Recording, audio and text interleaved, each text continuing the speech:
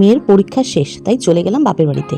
আর বাপের বাড়িতে যেতেই বাবা বাজার থেকে বেশ টাটকা টাটকা গলদা চিংড়ি নিয়ে আসলো।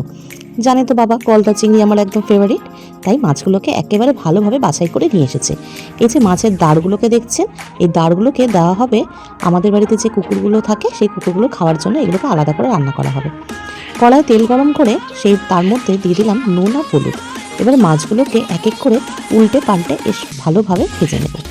ভেজে নিয়ে থালার মধ্যে তুলে রাখলাম। এবার এই গলদা চিংড়ি তৈরি করার জন্য মা এখানে কিছুটা নারকেল আমাকে কুড়িয়ে দিল। তো সেই কুড়িয়ে দেওয়া নারকেলটাকে আমি দেখুন আলাদা করে বাটিতে রেখেছি। আর একটা মিক্সির জারের মধ্যে নিয়ে নিলাম বেশ কিছুটা বাদাম আর চালমগজ, আর নিয়ে নিলাম এখানে সর্ষে। এবার এগুলোকে ভালোভাবে আমি একটা পেস্ট বানিয়ে নেব। এবারে ওই একই তেলের মধ্যে কিছুটা কালো জিরা ফোড়ন দিয়ে আমি ওই পেস্টটা দিয়ে দেবো।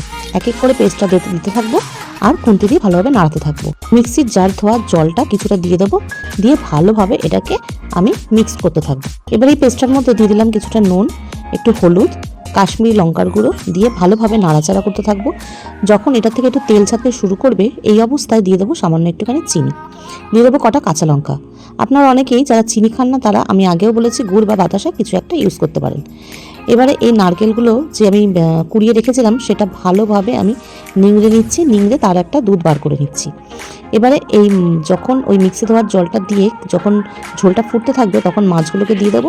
মাছগুলোকে দিয়ে তার ওপর দিয়ে ওই নারকেলের দুধটা দিয়ে কিছুক্ষণ ফোটানোর পরে, এই ধরুন 2 থেকে 3 মিনিট ফোটাবো, রেডি হয়ে গেল আমার চিংড়ি মাছের মালাইকারি। এবারে একটা বোলের মধ্যে আমি মাছগুলোকে এক এক করে ঢেলে নিচ্ছি। মাছগুলোকে ঢেলে নেওয়ার পরে দিয়ে ছড়িয়ে দেবো কিছুটা কাঁচা সর্ষের তেল, যেটাতে চিংড়ি মাছের বলুন বা যে কোনো মাছের সর্ষে পোস্তর স্বাদটাকে আরও বাড়িয়ে দেবে। গরম গরম ভাতের সাথে নিয়ে বসে পড়ুন। আর কেমন লাগলো আমার রেসিপিটা কমেন্ট করে জানাবেন। ভালো লাগলে একটা লাইক আর শেয়ার করে দেবেন। টাটা।